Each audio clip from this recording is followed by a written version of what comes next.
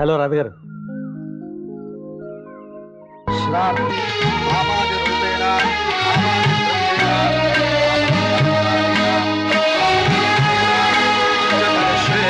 తల్లి పేరేంటి? ఇందుమతి. ఇందుమతి నామ్యాహ. నువ్వులు వదిలిపెట్టు బాబు. దేశపిండన్నమః అమృత పిండన్నమః. బాబు ఈ పిండాలు తీసుకెళ్ళి ఆవుకు పెట్టిరా.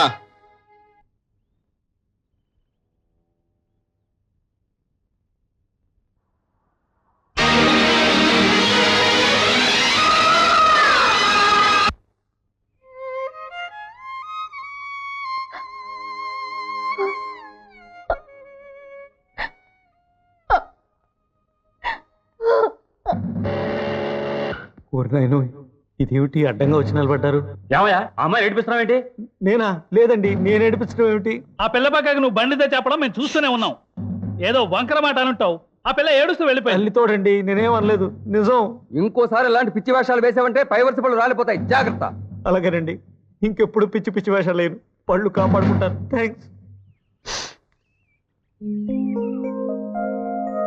హలో రామకృష్ణ గారు. మీకు నవ్వొస్తే నవ్వేండి రాధగారు. మీరు దాన్ని ఆపుకోవడం కోసం ఏవేవో కథలు గుర్తు చేసుకుని కళ్ళెంబడి నీళ్లు పెట్టుకుంటే జనం నన్ను అపార్థం చేసుకుంటున్నారు. నా పళ్ళు పీకేస్తామని ఒళ్ళు చీరేస్తామని వార్నింగ్లు ఇస్తున్నారు. మీరు నవ్వేసేయండి please. No, నవ్వేసేయండి. Law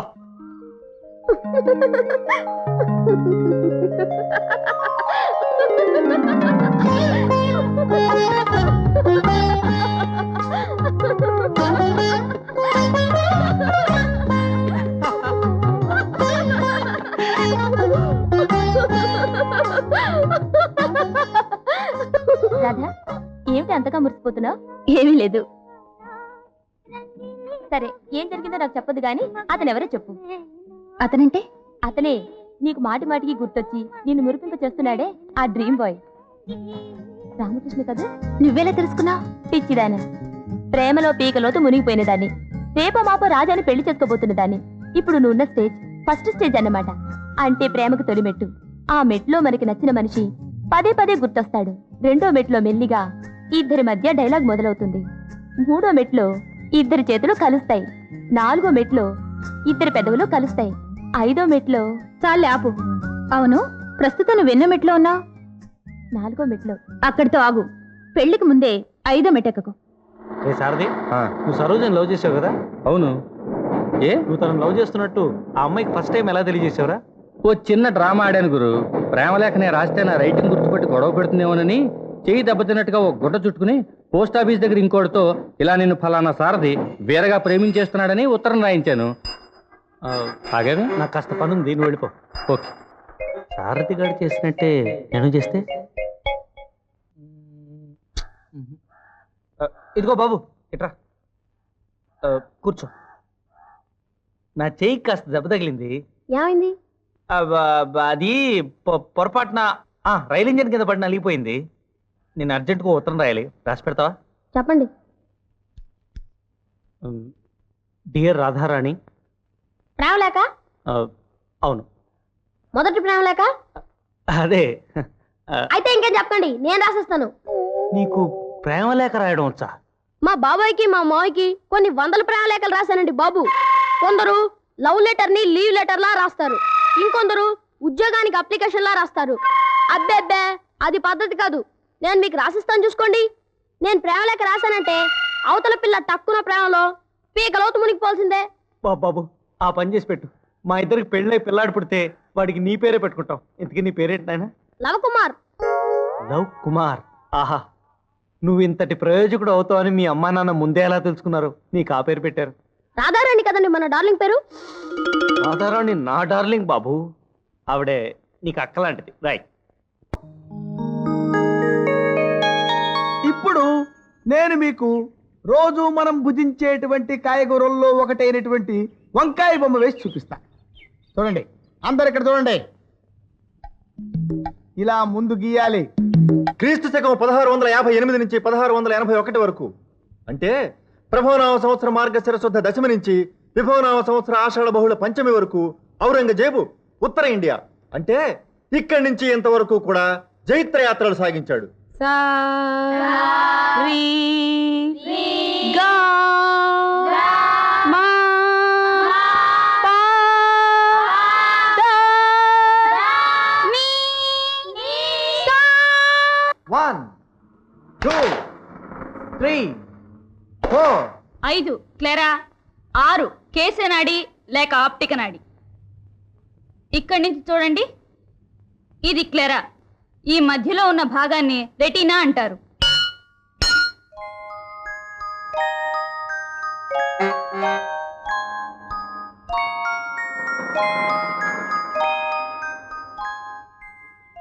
Babu Gopi, first hour అయిపోయింది, క్లాస్కి వెళ్ళకుండా గోళీలు ఆడుతున్నావా? వెళ్ళైనా వెళ్ళు వెళ్ళు. పూతు పూతు పూతు. అమ్మో, నేను మీకు అమ్మో కుమారుణ్ణి అవుతానన్నమాట. పూతు వెళ్ళిరండి మాస్టారు అని నీ భాషలో నాకు చెప్పావన్నమాట. అమ్మో నాకు బాధగానే ఉంది. అబ్బో అమ్మో, అక్కడ అది ఇక్కడ ఇది. సారీ మాస్టారు, రాకూడని టైంలో వచ్చినట్టున్నాను. రాకూడని టైం ఏం కాదు పటేల్ మాస్టారు, రండి. మా మధ్య ఉంటుందండి మామూలు గొడవే, పెళ్లి గొడవ. త్వరగా పెళ్లి చేసుకోవటం ఎలాగా అని ఆలోచిస్తున్నాం. ఏమిటి ఇలా వచ్చారు? గోపి తలపిస్తాను రోజు రోజుకి పెరిగిపోతుంది మాస్టారు. నోటుకొచ్చిన బూతు కుతలు కూస్తున్నాడు. ఇప్పుడు నన్ను పట్టుకుని అమ్మో అమ్మో అమ్మో నానా బూతులు తిట్టాడు మాస్టారు. రోలెళ్ళి మధ్యలతో మొరబెట్టుకున్నట్టుంది మాస్టారు. వాడు మిమ్మల్నే కాదు, హెడ్ మాస్టర్ అన్న గౌరవం కూడా లేకుండా నేను కనబడితే చాలు నా సర్వీసులో ఎప్పుడు వినని తాజా బూతులతో నన్ను తిట్టిపోస్తున్నాడు. అవును మాస్టారు, మిమ్మల్ని తిట్టడం నేను చూశాను. అందుకే ఈ మధ్య వాడి కంట పడకుండా చెట్ల చాటు నుంచి పొదల పక్క నుంచి పాక్కుంటూ రూములోకి వచ్చి తగలడుతున్నాను. ఇలా అయితే ఎలా మాస్టారు? వాడు పొగడెత్తడానికి మనం ఏం చేయలేమంటారా? ఏం చెయ్యలేం మాస్టారు. ఆ పిల్ల రాక్షసుడు ఈ స్కూలు యజమాని, గ్రామానికే మకుటం లేని మహారాజు పెద్దరాయుడు గారి ఏకైక పుత్రరత్నం.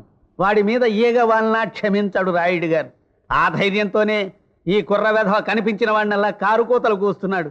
గతంలో వాడిని మందలించిన పాపానికి 10 మంది మాస్టర్లను ఉద్యోగాల్లో నుంచి పీకేశాడండి రాయుడు గారు.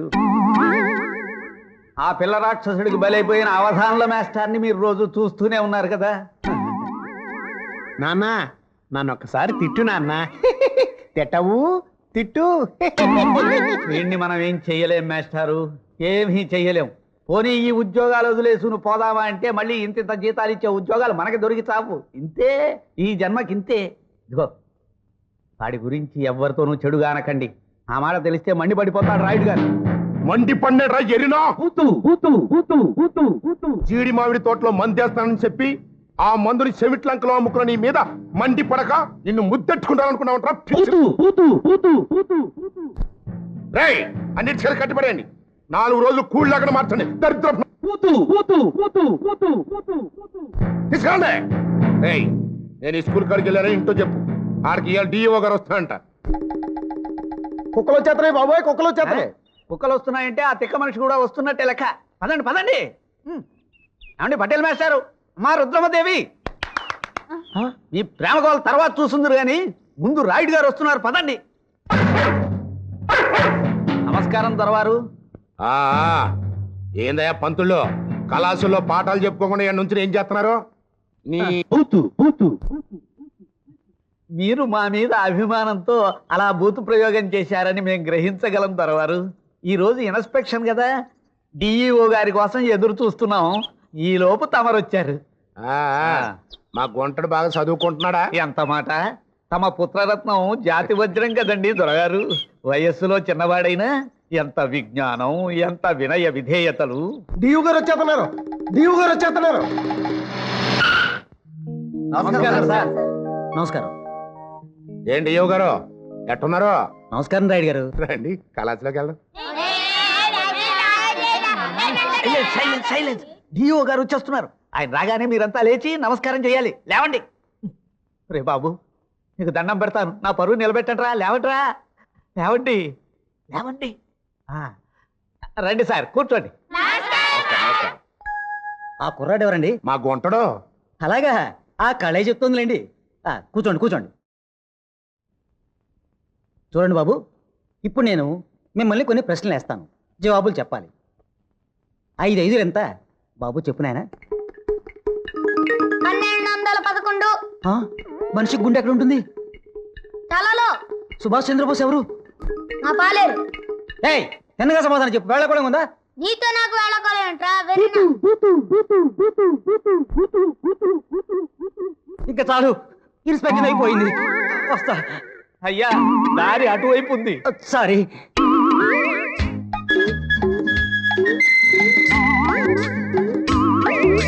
అయ్యా అయ్యా తమరి జీపు అక్కడుంది. సారీ. అయ్యా అయ్యా డిఓ గారు తమరు ఎక్కవలసింది చెట్టు కాదు సార్, జీపు. సారీ. అయ్యా తమరు కూర్చోవలసింది ఇక్కడ కాదు సార్, సీట్లో. సారీ.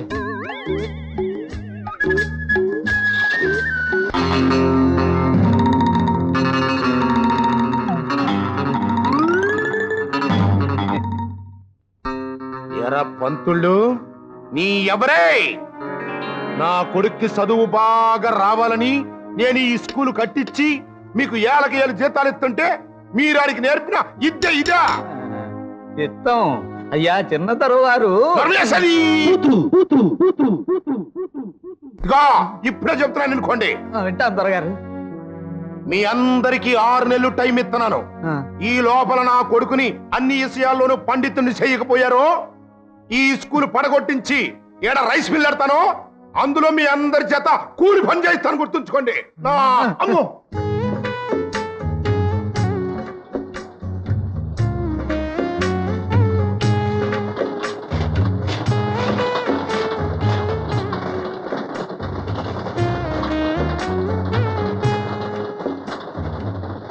చక్కగా కడుపులో చల్ల కదలకుండా నీడన కూర్చుని పిల్లలకి పాఠాలు చెప్పుకునేవారు. మార్కులు వేసే చేతులు మూటలు మోసే చేతులు అయిపోయాయి ఆ పంతులు. మిమ్మల్ని అందరినీ ఇలా చూస్తూ ఉంటే నా కడుపు తరుక్కుపోతుంది. మా పట్ల ఈ మాత్రం జాలి చూపించే వాళ్ళు కూడా కరువైపోయారు నాయన. మీ మాటలతో ఒక్కసారి పికాసో పెయింటింగ్ చూసినంత ఆనందం కలిగింది బాబు. మాకు సానుభూతి చూపిస్తున్న మిమ్మల్ని చూస్తుంటే రియో ఒలింపిక్స్ లో ఇండియాకి 94 బంగారు పథకాలు వచ్చినంత ఈ ఆనందంగా ఎవరే? ఉంది. స్కూల్ నాయలందరూ కలిసి మీటింగ్ పెట్టారంట్రా. చేర్పులు చెడిపోతే జాగ్రత్త. వెళ్ళండి. అమ్మో మహాప్రభు, ఆ శిక్ష మాకొద్దు. 6 నెలల లోపు బుల్లి దొరవారికి మేము చక్కని శిక్షణ ఇస్తాం కదా. చూత్తనగా 6 నెలల టైము. ఈ లోపల మీరు నా కొడుకుని దారిలో పెట్టకపోయారో మీ సేపులు చెదిరిపోతాయి, మీకు రైస్ మిల్లే గతి. రండ్రా.